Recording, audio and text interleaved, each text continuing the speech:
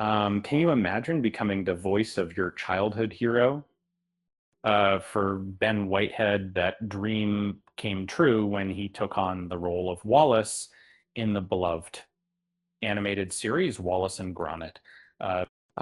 Before we dive in, don't forget to subscribe to our channel and hit that like button for more exciting content. Ben's journey began when he was just 14 years old, imitating Wallace's voice for fun.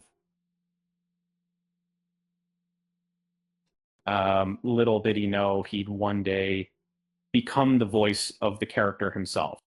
Decades later, Ben is living his dream, and it's a wild ride. As the voice actor for Wallace, Ben has learned a valuable lesson.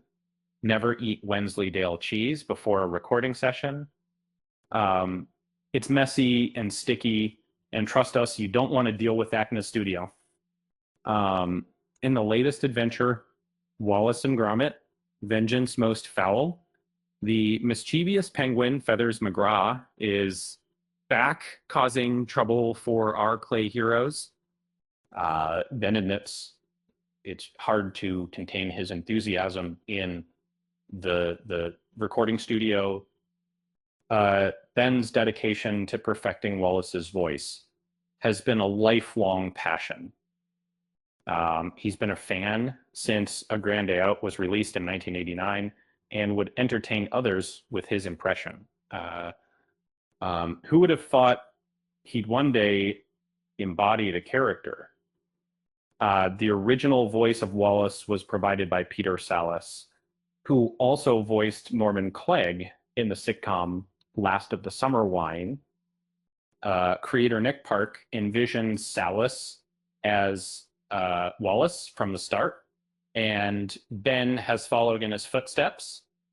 Ben's journey to becoming Wallace's voice wasn't easy.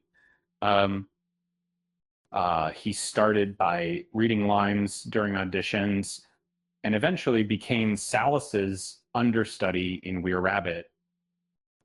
Meeting Peter Sallis for the first time was a nerve-wracking experience, but Ben has since made the role his own. In 2008, Ben took over the role full-time due to Sallis's health issues. He aimed to make the transition seamless, and it's hard to notice a difference in voice. As a movie enthusiast, it's interesting to note that Park, like Wallace, hails from Lancashire, but Sallis didn't stick to the traditional northern dialect too. Ben finds it amusing that Sallis gained recognition for two roles set in the North. So with the rise of AI, there's been talk of recreating voices for podcasts and films. Ben isn't concerned, though, as Aardman values human voices and the hard work that goes into creating their films. Who needs AI when you have the real deal? On a lighter note, Ben's fondness for Yorkshire might surprise you, but it's all thanks to his dad, who hails from the region. He even visited the cemetery where Peter Sellers is buried, paying his respects to the comedy legend. With that said, thanks for watching, and until next time, I hope you're involuntary.